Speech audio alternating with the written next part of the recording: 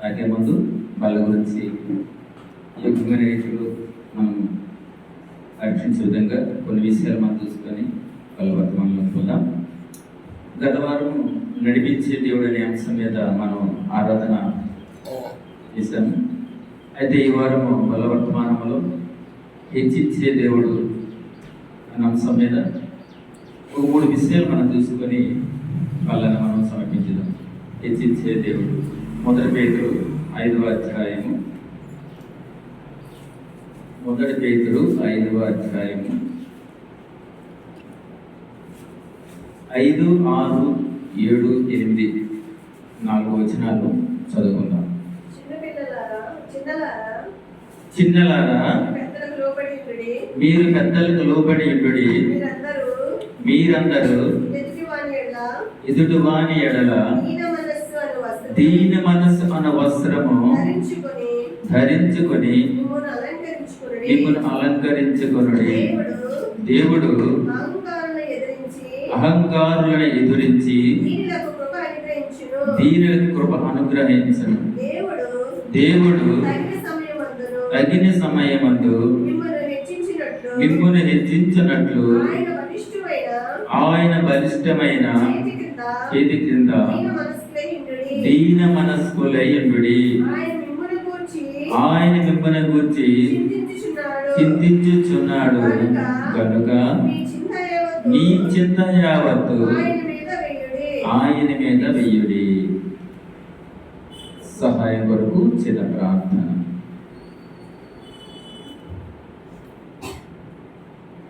మహాపరిశుద్ధుడవు గనుడవు సకల ఆశీర్వచనములకు కారణభూతమైన మా యేసయ్య, మీ కృపాదృష్టిని బట్టి మీరు మా పైన, మా సంఘాలపైన, సంఘాల్లో ఉన్న ఆయా కుటుంబాలపైన మీకు చూపించిన ప్రేమను బట్టి, మీకు కృపను బట్టి ఉన్నాను తండ్రి. ఆరాధన వర్తమానంలో చక్కగా నడిపించారు. ఆరాధన చేసే బాధ్యత ప్రతి ఒక్కరికి అనుగ్రహించారు ప్రభావాన్ని బట్టి ఉన్నాను. ఇదిగోనైనా మీ శరీరానికి సాదృశ్యమైన ప్రభా ఈ రొట్టెను, మీ రక్తానికి సాదృశ్యమైన ఈ యొక్క ద్రాక్ష రసాన్ని మేము తాగుతుండగా ప్రభా యుగ్యమైన రీతిలో మమ్మల్ని మేము పరీక్షించుకొని సరి చేసుకొని తండ్రి ఆ విధంగా మీ యొక్క శరీరాన్ని, మీ యొక్క రక్తాన్ని ముట్టడం ప్రభా ఏదైతే మాకు అవసరమో ఆ మాటలు మాకు వివరించి ప్రభా ఆ ప్రకారం మమ్మల్ని మేము సరి చేసుకొని నేను మీ యొక్క బలను సమీపిస్తుండగా మీ యొక్క పరిశుద్ధాత్మ ద్వారా మమ్మల్ని బలపరచమని మీ కొరకు తండ్రి మేము ఎదురు చూసే బిడ్డలుగా మిమ్మల్ని దీవించి ఆస్వాదించమని మా ప్రభు రక్షకుడు మా కొరకు రానయ్యన్న యేసుక్రీస్తు నామములో వేడుకొని ప్రార్థిస్తున్నాను మా తండ్రి. ఆమేన్.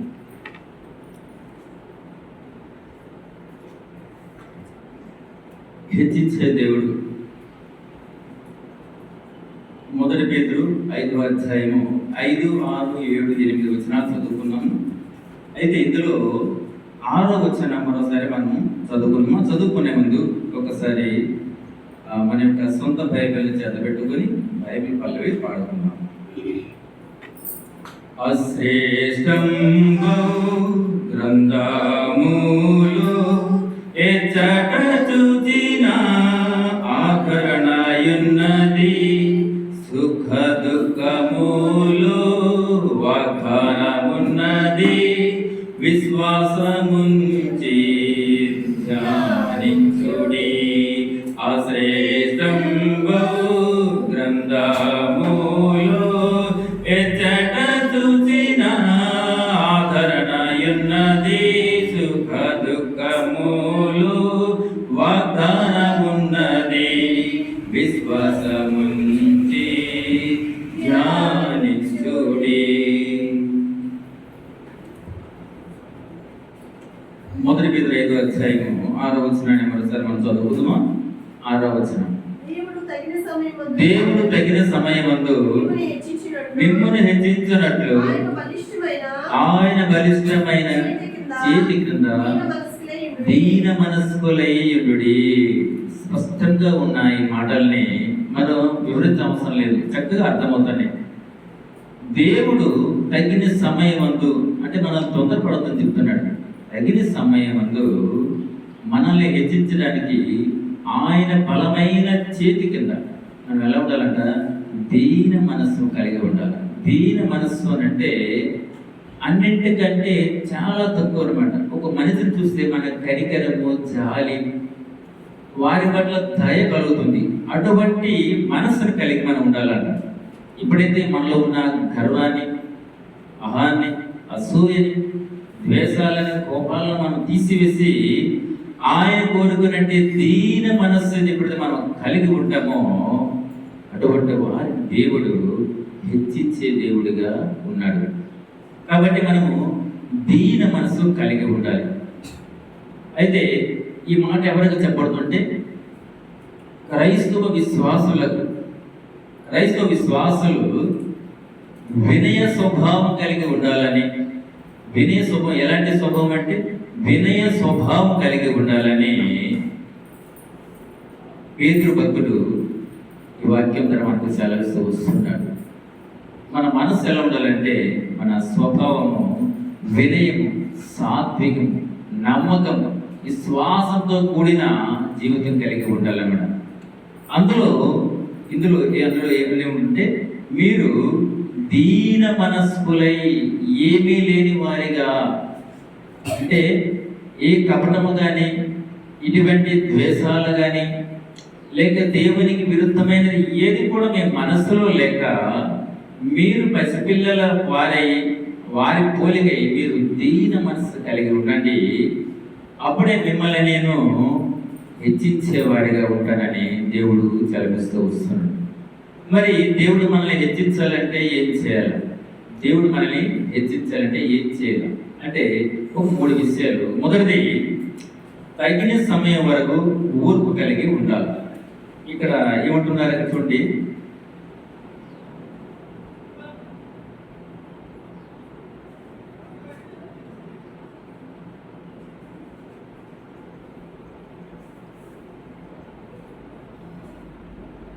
దేవుడు తగిన సమయముందు మిమ్మల్ని హెచ్చించినట్లు ఆయన బలిష్టమైన చేతి క్రింద దీన మనసు కలిగి ఉండడి. అంటే తగిన సమయం వరకు ఓర్పు కలిగి ఉండమని దీని యొక్క అర్థం అన్నమాట. చూడండి ఒకసారి కీర్తనలు 37-34లో ఓర్పుని గురించి మాట చూసుకుందాం. 37-34 కీర్తనలు 37-34. యెహోవా కొరకు కనిపెట్టుకొని ఉండము, ఆయన మార్గం అనుసరించము, భూమిని స్వతంత్రించుకున్నట్లు ఆయన నిన్ను హెచ్చించను, భక్తిహీనుల నిర్మూలము కాగా నీవు చూచెదవు. ఇక్కడ ఏం కోరుకున్నట్టే ఓర్పు. మొదటంటే ఓర్పు కలిగి ఉండాలంట. ఎందుకనంటే యెహోవా కొరకు ఎవరైతే ఆయన రాకడంత వరకు నిలకడగబడి ఆయన కొరకు కనిపెట్టుకొని ఆయన యొక్క మార్గంలో ఉంటారో, ఆయన మార్గాన్ని ఎవరైతే అనుసరిస్తారో అంటే ఆయన్ని ప్రేమిస్తారో వారంట ఈ భూమిని స్వతంత్రించుకున్నట్లు, స్వాధీనపరుచుకున్నట్లుగా ఆయన మనల్ని హెచ్చించే దేవుడై ఉన్నాడు అనమాట. అంతేకాదు కానీ అట్లు ఉండని భక్తిహీనులు నిర్మూలమ కాగా అటువంటి వారిని కూడా మనం చూస్తాం. కాబట్టి మనము ఆయన యొక్క రాకడ కొరకు, ఆయన యొక్క ప్రేమను వివరించుటకు, ఆయన యొక్క గొప్పతనాన్ని మనం నలుగురితో చాచిపడుకు మనం దీన మనసు కలిగి ముఖ్యంగా ఓర్పు కలిగిన వారిగా మనం ఉండాలన్నమాట. ఓర్పుని గురించి చూసుకున్నట్లయితే ప్రసంగి 10వ అధ్యాయం 4వ వచనంలో మాట ఉంటుంది. ప్రసంగి 10వ అధ్యాయం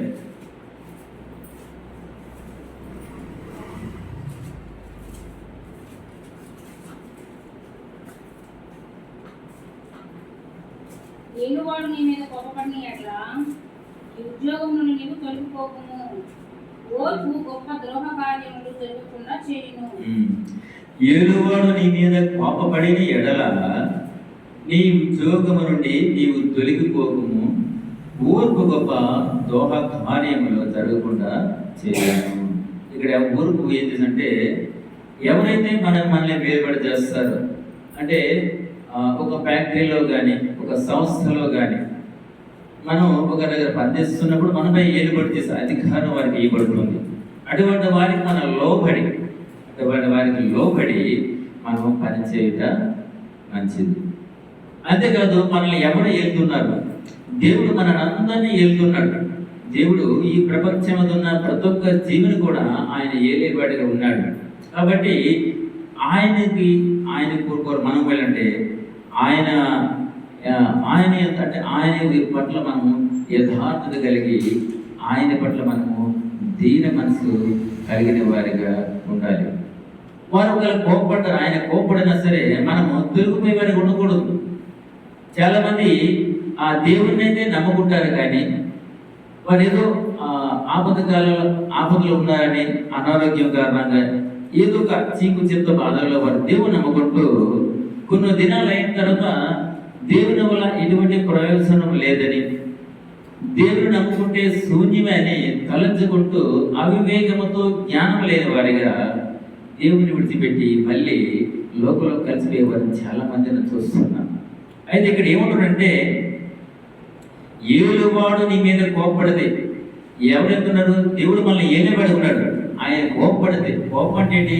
అప్పుడప్పుడు మనం చేసిన పాప కార్యములను బట్టి, అప్పుడప్పుడు మనం చేసిన అవిధేయతలను బట్టి, పొరపాటులను బట్టి దేవుడు గద్దించేవాడిగా, మందలించేవాడిగా వస్తూ ఉన్నాడు. అటువంటి సమయంలో ఆ యొక్క గద్దింపును మనం ప్రేమించేవారిగా ఉండాలి. ఆయన యొక్క గద్దింపును మనము లోపడేవారిగా ఉండాలి అన్నమాట. అప్పుడు దేవుడు మనల్ని దీన మనసు కలిగిన వారిగా మనల్ని ఆయన హెచ్చించడానికి ఇష్టపడేవారిగా ఉన్నాడు. అయితే ఇక్కడ ఏలుబడి విషయానికి వస్తే, దేవుడు మనల్ని ఎలాగైతే వేలుతున్నాడో, భార్య భర్తల మధ్య భర్త భార్యని ఏలేవాడిగా, అది కొన్ని సందర్భాల్లో కొన్ని సమయాల్లో భార్య కూడా భర్తని ఏలేవాడిగా ఉంటున్నారు. కానీ భార్య భర్తని ఏలకూడదు. ఎందుకంటే భార్యకి భర్త శిరస్సు. అలాగే మనందరికి శిరస్సు అనే దేవుని పట్ల మనం ఎలాగైతే ఓర్పు కలిగి ఉంటున్నామో, భర్త పట్ల భార్య కూడా అటువంటి ఓర్పు కలిగి ఉండాలి. చిన్న చిన్న మాటలకు, చిన్న చిన్న మనస్పర్ధలకు, ఏదో తెలియని ఆవేశంతో మనం ఓర్పును కోల్పోయి మనము భర్తతో మనం గొడవ పడుతూ, లేకపోతే మనకున్న ఒక దేవుడిచ్చిన ఆ యొక్క స్వభావం ఏంటి? ఆ స్వభావం అంటే ఓర్పు అనే స్వభావాన్ని కోల్పోయేవారిగా మనం ఉంటున్నాము. ఆయన దీన మనసు కలిగి ఉన్నారు అంటే ఓర్పు చేస్తే మనం ఏంటంటే ఆయన కొరకు కనిపెట్టే వారిగా ఉంటున్నాం. భార్య భర్తల మధ్య వస్తున్న ఆ మనస్పర్ధలు బట్టి మనం దేవునికి కోపం రేపగా ఆయన పట్ల మనం విధేయత కలిగి ఆయన మాటను ప్రేమించే వారిగా ఉండాలి. అంతేకాదు కానీ తల్లిదండ్రులు పిల్లల్ని ఏలేవారిగా ఉంటున్నారు. అప్పుడు పిల్లలు కూడా తల్లిదండ్రులపై తిరుగుబాటు చేయకూడదు. ఎందుకంటే పిల్లలకి తల్లిదండ్రులు శిరస్సు ఉన్నారు, తల్లిదండ్రులు పిల్లలు ఏలేవారిగా ఉన్నారు. కాబట్టి పిల్లలు కూడా వారు తిరుగుబాటు చేయకుండా తల్లిదండ్రుల్ని ప్రేమిస్తూ, ఆ తల్లిదండ్రులు చెప్తున్న ఉపదేశాలను, తల్లిదండ్రులు చూపించిన ప్రేమను బట్టి వారు కృతజ్ఞతా భావం కలిగి ఆ తల్లిదండ్రుల పట్ల వారు ఉండేవారిగా ఉండాలి. అదేవిధంగా మన పైదకారులు మన ఉద్యోగం చేస్తున్నప్పుడు, లేదంటే మన పైన నాయకత్వం చేసేవారు కానీ అటువంటి ఉంటారు, వారి పట్ల కూడా మనం తిరుగుబాటు చేసేవారుగా కాక వారు చెప్పేది అర్థం చేసుకొని ఆ ప్రకారం మనం చేయడానికి ఇష్టపడేవారిగా ఉండాలి. దాన్నే దీన మనస్సు అంటారన్నమాట. ఇటువంటి మనస్తత్వం మనం కలిగి ఉండాలి ఆయన కోరుకుంటాం. అసలు ఎందుకు మనం దీన మనసు కలిగి ఉండాలి, ఎందుకు మనం ఓర్పు కలిగి ఉండాలంటే, లోకాసువార్త 21వ అధ్యాయం నుండి ఎందుకు మనము దీన మనసు కలిగి ఉండాలి అంటే, ఇక్కడ లోక 21 మాట్లాడుతున్నాం.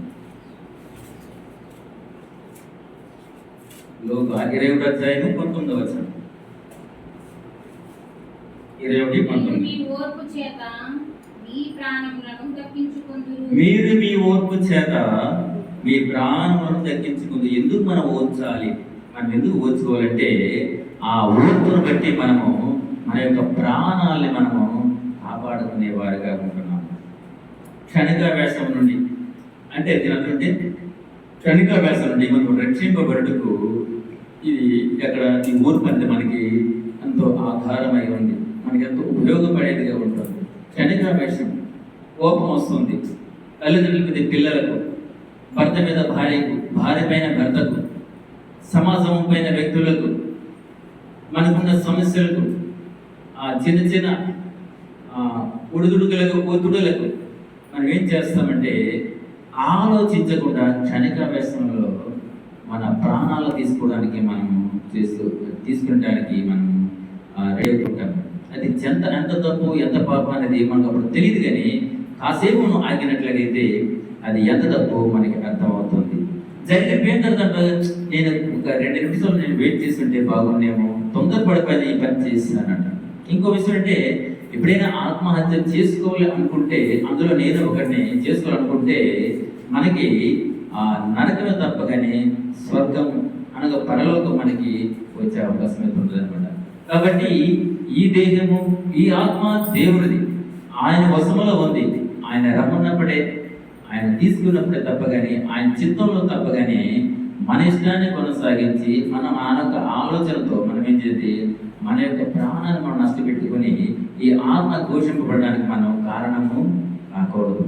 కాబట్టి ఆయన కోరుకునే విధంగా మనం దీన మనసు కలిగి ఉంటే ఆయన మళ్ళీ హెచ్చిస్తూ ఉంటాడు. కాబట్టి క్షణికాభ్యాసంలో మనం చేస్తున్న ఈ యొక్క తొందరపాటాల గురించి మనం ఆలోచన చేసేవారుగా మనం దేవునికి భయపడుతూ ఆయన పట్ల మనము నిరీక్షణ కలిగే వారిగా ఉండాలి. కాబట్టి మొదట మనకి ఏం అవసరం అంటే ఓర్పు చాలా అవసరం.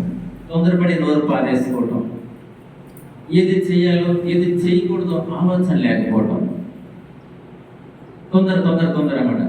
కాబట్టి మనం ప్రతి విషయంలో కూడా ఓర్పును కలిగే వారిగా ఉండాలని దేవుడు చదివిస్తూ వస్తున్నాడు.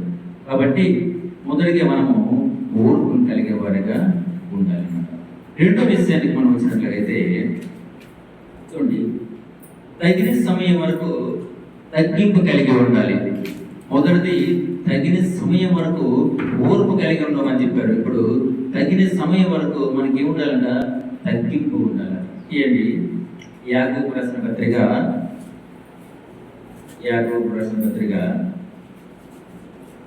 4వ అధ్యాయం 10వ వచనం. ప్రభువు దృష్టికి మిమ్మల్ని మీరు తగ్గించుకుని అప్పుడు ఆయన మిమ్మల్ని హెచ్చించును. ఇక్కడ ఏమంటున్నాడు? ఇక్కడ తగ్గింపుని గురించి చెప్తున్నాడు. మీరు తగ్గించుకోమంటున్నారు. తగ్గించుకోండి. ఎందుకంటే ప్రభువు దృష్టికి మిమ్మల్ని మీరు తగ్గించుకుంటే అప్పుడు ఆయన మనల్ని హెచ్చించేవాడిగా ఉంటాడు. ఎందుకంటే తను తాను తగ్గించుకున్నవాడు హెచ్చింపబడును. ఎవరైతే తనను తాను తగ్గించుకుంటారో వారు హెచ్చింపబడతారో, ఎవరైతే హెచ్చింపబడలేక గర్వంతో ఆలోచిస్తారో వారు దేవుని దృష్టికి తగ్గించేవాడిగా ఉంటారు. చూడండి, మత్తయి 22:23-12 ఉంటుంది అన్నమాట. మత్తయి 23:12.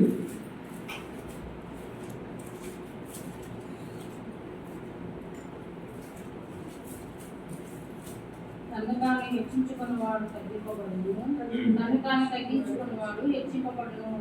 తను తాను హెచ్చించుకున్నవాడు తగ్గించబడును, తను తాను తగ్గించుకున్నవాడు హెచ్చకబడును.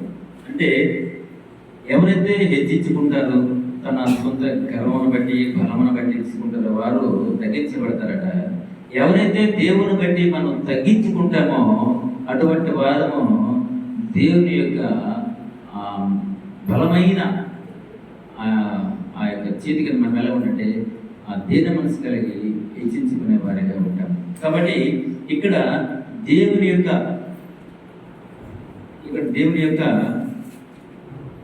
హెచ్చింపు అంటే దేవుని యొక్క కృప, ఆయన యొక్క ప్రేమను మనం చూసేవారిగా ఉండాలంటే మొదటి మనం ఏం చేయాలంటే వినయం కలిగి అనగా ఓర్పు కలిగి ఉండాలి. రెండోది తగ్గించే స్వభావం మనలో ఉండాలన్నమాట. ఇలా కాదని గర్వం కలిగిన వారమైతే, ఇప్పుడు తగ్గించుకునే స్వభావం మనలో లేదు, దాన్ని ఒప్పుకోమనుకున్నట్లయితే తనను తాను నేను అంటే నా ఇష్టము అని అనుకున్న వారైతే వారేమవుతారు? ఒకసారి వారి గురించి ఒక మాట చూసుకుందాం. సామెతలు 29లో చూడమంటుంది. సామెతలు 29:23.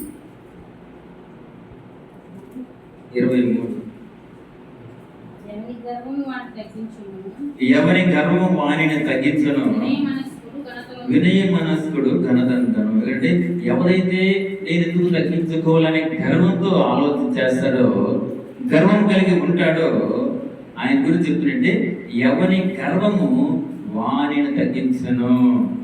ఎందుకంటే మనం తగ్గించుకుంటే హెచ్చింపబడతాము, లేదా మనము దేవునికి వ్యతిరేకంగా మనం హెచ్చించుకున్న వారమైతే తగ్గించబడతాము. ఇక్కడ ఎవరైతే హెచ్చించుకుంటారో వారి గర్వం అట తగ్గించబడుతుంది.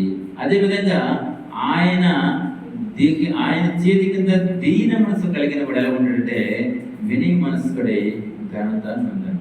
ఆయన మొదట ఏం చెప్తున్నారంటే, మొదటగా ఆయన ఓర్పును కలిగి ఉన్నారు. మీరు ఆవేశపడకుండా తొందరపడకుండా ఓర్పును కలిగి ఉండండి. రెండోది తగ్గింపు స్వభావాన్ని మాత్రమే మీరు కలిగి ఉండాలి, కానీ మీరు హెచ్చిన మాత్రం మీరు కోరుకోకూడదు. అటువంటి వారిని నేను ప్రేమించేవారిగా ఉంటానని ఆయన చెప్తూ ఉంటాడు. కనుక ఆయన తీర్పునకు లోబడే వారిగా కూడా మనం ఉండాలి. మనం కొన్ని సందర్భాల్లో మనకి అపాయం వస్తున్నట్టుగా, అన్యాయం జరుగుతున్నట్టుగా, లేకపోతే మనల్ని దేవుడు తోడ్పడిచినట్టుగా మనకు అనిపిస్తూ ఉంటుంది. ఆ సందర్భంలో మనం ఏం చేస్తామంటే దేవుని మనకి కిచ్చిపరిచి మాట్లాడే వారికి కూడా చూస్తుంటాం. కానీ అది దేవుని చిత్తంగా మనం భావించాలి. ఆయనకి ఇష్టమైతే ఆయన మనల్ని ఏ విధంగా ఉంచాలి, ఏ స్థితిలో ఉంచాలి, ఎలా ఉంచాలో అంత కూడా ఆయన ప్లాన్లో ఉంది. ఆయన చిత్తాన్ని కాదని మన ఇష్టాన్ని మనం ముందు పెట్టుకుని మన అహంకారంతో గర్వంతో మనం ఉన్నట్లయితే అది దేవుడికి విరుద్ధమైన పని అవుతుంది. ఒకసారి కీర్తన 75:7 చూడండి. కీర్తన 75:8. 75:7.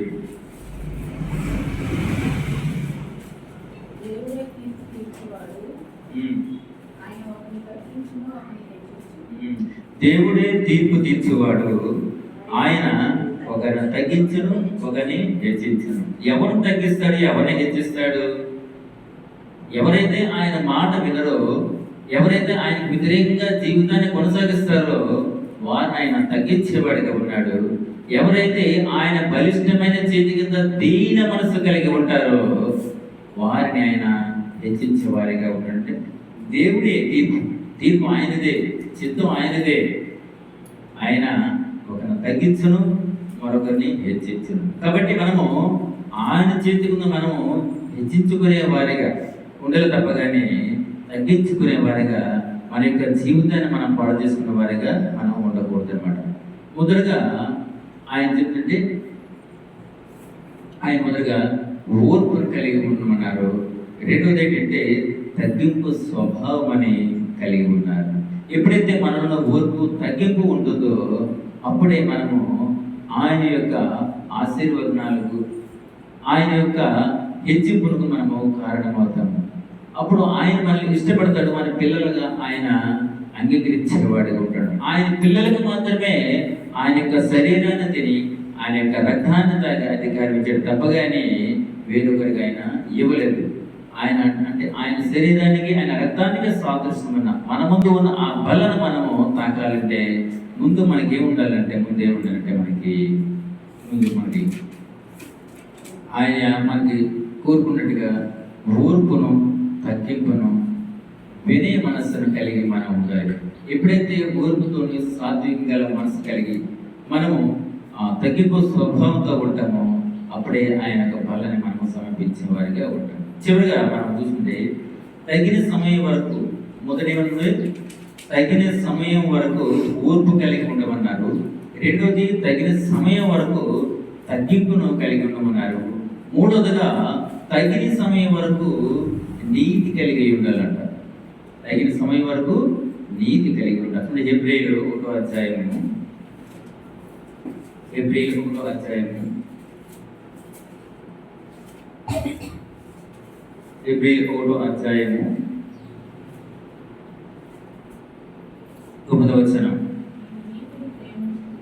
నీవు నీతిని ప్రేమించితివి, దుర్నీతిని ద్వేషించితివి, అందుచేత దేవుడు నీ తోడి వారి కంటే నేను హెచ్చించినట్లుగా ఆనంద తైలము అభిషేకించాను. ఇక్కడ దేవుడి చిత్రం మాట్లాడండి. నీవు నీతిని ప్రేమించితివి, దుర్నీతిని ద్వేషించితివి, అందుచేత దేవుడు నీ తోడి వారి కంటే నేను హెచ్చించినట్లుగా ఆనంద తైలంతో అభిషేకించాను. మొదట ఎందుకంటే మొదట మనము ఓర్పు కలిగిన వారిగా, తగ్గింపు స్వభావం కలిగిన వారిగా, ఆయనకి ఇష్టమైన వారిగా ఉంటున్నాం కాబట్టి మన యొక్క నీతిని ప్రేమించేవారుగా, నీతిని ప్రేమించగా ఉంటూ దుర్నీతిని మనం ద్వేషిస్తున్నాం కాబట్టి మనము దేవుడు నీ తోడు వారి కంటే మన పక్క వేరే వారి కంటే మనల్ని హెచ్చిస్తూ ఆనంద తైలంతో మనల్ని అభిషేకించేవారు. ఈరోజు మనము ఆయన యొక్క ఆనంద తైలంతో మనము అభిషేకించేవారిగా ఉన్నామా? ఉంటే అటువంటి స్థితిలో మన ముందున్న ఆయన యొక్క శరీరాన్ని మన మట్టుడుగా మనము యోగ్యమైన రీతిలో ఉన్నట్లుగా దేవుడి వాక్యం ద్వారా మనకి సెలవిస్తూ వస్తున్నాడు. కనుక మనము ఆయన కోరుకున్నట్టుగా ఆ ఓర్పును, తగ్గింపును మనం కలిగి, అదేవిధంగా ఆయనకు ఇష్టమైన నీతిని కూడా మనము కలిగి ఉండేవారుగా ఉండాలి. అయితే బైబిల్ చెప్తుంది, నీతిమంతుడు లేడు, ఒక్కడను లేడని చెప్తుంది. నిజమే ప్రియులారా, నీతిమంతుడు లేడు, ఒక్కడను లేడు. అయితే అలా అనేసి మనము అనీతిమంతులమా, యోగ్యత లేని వారు అంటే కాదు. నీతి కొరకు ఆకలి దప్పిలు కలిగిన వారు ధన్యులని దేవుడు చెప్పాడు. కాబట్టి నీతి కొరకు మనం ప్రయాసపడేవారిగా, నీతి కొరకు మనము ఆతృత వెతికేవారిగా, నీతి కొరకు మనము నిందలను, అవమానాలను భరించిన వారిగా ఉండాలని దేవుడు మనల్ని జ్ఞాపకం చేస్తూ వస్తున్నాడు. కనుక మొదటి 3 నుండి ఆయన నీతిని కలిగి ఉన్నాడు. అంతేకాదు కానీ నీతిమంతుల మొర ఆయన ఆలకించే దేవుడు ఉన్నాడు. కీర్తన 34, నీతిమంతుల మొర ఆయన ఆలకించేవాడిగా ఉన్నాడు. కీర్తన 34, 17. నీతిమంతులు మొరపెట్టగా యెహోవా ఆలకించెను, వారి శ్రమలన్నింటిలో నుండి వారిని విడిపించెను. నీతి ఎందుకు కలిగి ఉండాలంటే నీతిలోనే ఆనందం ఉంది. ఆయనతో మనం పాలుభాగస్తులుగా, ఆయనతో సహవాసం చేసే వారిగా ఆయన అధికారం ఇచ్చిన నీతిని బట్టి, అదే నీతి మనలో ఉన్నట్లయితే, అదే నీతిమంతులు మనం మొరపెట్టినట్లయితే దేవుడు మన పక్షాన ఉండి యుద్ధం చేసేవాడిగా, మన పక్షాన ఆయన వాద్యమాడేవాడిగా ఉంటూ ఉన్నాడు. అది ఇక్కడ చెప్తున్నాడు, నీతిమంతులు మొరపెట్టగా యెహోవా ఆలకించెను. ఎవరైతే నీతిమంతులుగా దేవుడి దృష్టికి పరిగణించబడతారో, ఎవరైతే నీతిమంతులుగా దేవుడు అంగీకరించినట్లుగా తన జీవితాన్ని సాగిస్తారో, అటువంటి మొరను ఆయన ఆలకించే దేవుడే ఉన్నాడు. అంతేకాదు కానీ శ్రమలన్నింటిలో నుండి ఆయన విడిపించేవాడిగా ఉంటున్నాడు అన్నమాట. చాలా మంది పాపాన్ని దాచుకుంటూ ఆయనకి విధేయత లేకుండా, నా దేవుడు నా పక్షాన లేడు, దేవుడు నా పట్ల అన్యాయం చేస్తున్నట్టు అలా నేనే నీతిమంతుడని చెప్పుకోవడం వల్ల ఏమవుతుందంటే మనల్ని మనమే మోసం చేసుకునే వారిగా ఉంటుంది. కాబట్టి మనము నీతి కొరకు ప్రయాస పడేవారిగా, నీతి కొరకు ఆకలి తప్పులు కలిగేవారిగా, నీతి కొరకు మనం ఎదురు చూసేవారిగా ఈ విధంగా మనం జీవించినట్లయితే, ఎవరైతే నీతి కొరకు ఉంటున్నారో అటువంటి నీతిమంతుల కొరకు దేవుడు వారికి మరణ ఆలకించడానికి, వారున్న శ్రమల్లో నుండి, వారున్న బంధకాల నుండి ఆయన తప్పించే దేవుడై ఉన్నాడు అన్నమాట. కనుక మనము నీతి కొరకు మనము ప్రయాసపడేవారుగా ఉండాలి. అదేవిధంగా ఎప్పుడైతే మనము నీతి కొరకు ఆకలి తప్పులు కలిగి, నీతి కొరకు యథార్థంగా మనం ఉంటామో, అప్పుడు నీతిమంతుల గురించి మాట్లాడండి. కీర్తనలు 92 మాట్లాడండి. కీర్తనలు 92. ఎవరైతే నీతి కొరకు ప్రయాసపడతారో వారు కీర్తన 92, 12. నీతిమంతులు ఖర్జూర వృక్షము వలె మూవవేయుదురు, లెబనోను మీది దేవదారు వృక్షము వలె వారు ఎదుగుదురు. ఎవరైతే నీతి కొరకు ఆకలి తప్పులు కలిగి ఉంటారో, ఎవరైతే నీతి కొరకు శ్రమలను సైతం సాగిస్తారో, ఎవరైతే నీతి కొరకు దేవుని యొక్క రాజ్యాన్ని వెతకడానికి ఇష్టపడుతూ ఉంటారో, అటువంటి వారు ఎలా ఉంటారంటే వారు ఎటువంటి కోరుకుంటారు చూడండి, ఖర్జూర వృక్షము వలె మోగవేయుదురు. మోగవేయటం అంటే చిగురుస్తారన్నమాట. ఖర్జూర వృక్షం అంటే విలువైన రుచికరమైనది. అలాగే లెబనోను మీది దేవదారు వృక్షము వలె వారు ఎదుగుదురు. మనం అటువంటి స్థితిలో ఉండాలని దేవుడు కోరుకుంటూ వస్తున్నాడు.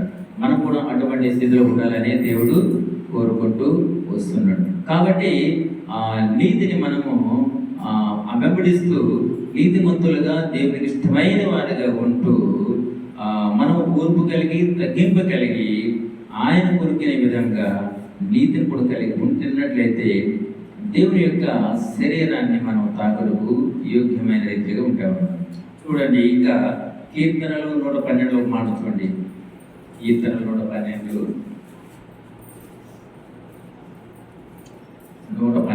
6 మాట.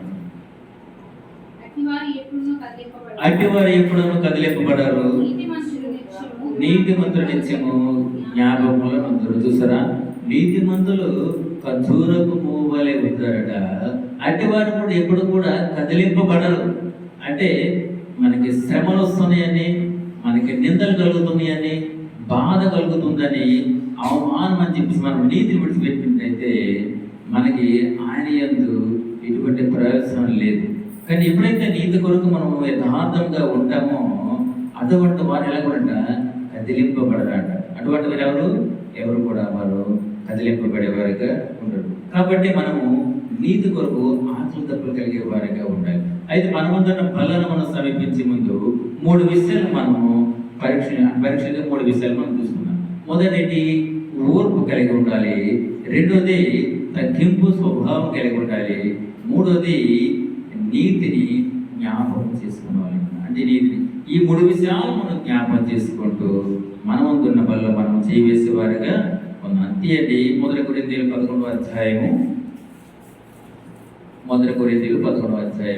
28వ వచనం.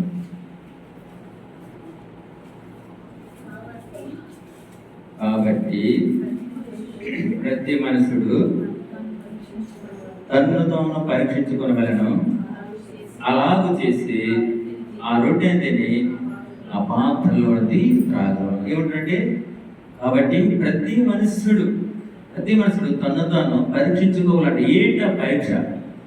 నాలో ఓర్పు ఉందా, నాలో తగ్గింపు ఉందా, నాలో నీతి ఉందా, ఇంకా చాలా. కానీ దేవుడి ప్రస్తుతానికి ఎన్నో ఇచ్చినా సరే మనకు సమయం లేదు కాబట్టి ఒక 3 విషయాన్ని మనం జ్ఞాపకం చేసుకుంటాం అన్నమాట. మొదటి మనకి ఉండాలంటే ఓర్పు. క్రైస్తవులు మనకి ఓర్పు ఉండాలి, క్రైస్తవులు మనకి తగ్గింపు స్వభావం ఉండాలి, క్రైస్తవులుగా నీతి ఉండాలి అన్నమాట. ఎప్పుడైతే ఈ 3 మనము అంటే దానిని అధిగమిస్తామో, ఆ 3 మనలో ఉంచుకొని దేవునికి ఇష్టమైన వారుగా ఉంటామో అప్పుడే దేవుని యొక్క శరీరాన్ని మనం తాకడకు యోగ్యులమని దేవుడు సెలవిస్తాడు. కనుక మనం యోగ్యమైన రీతిలో మనం బల్లను సమీపించే ముందు, మన ముందు ఉన్న ఆ బల్లను తాకే ముందు మనం ఒకసారి ఏంటంటే ఓర్పుని గురించి, తగ్గింపుని గురించి, నీతిని గురించి మనం జ్ఞాపకం చేసుకుంటూ మన ముందున్న బలలో మనము చేయవేసే వారిగా ఉన్నాం. దేవుడు ఈ మాటను దీవించుగాక.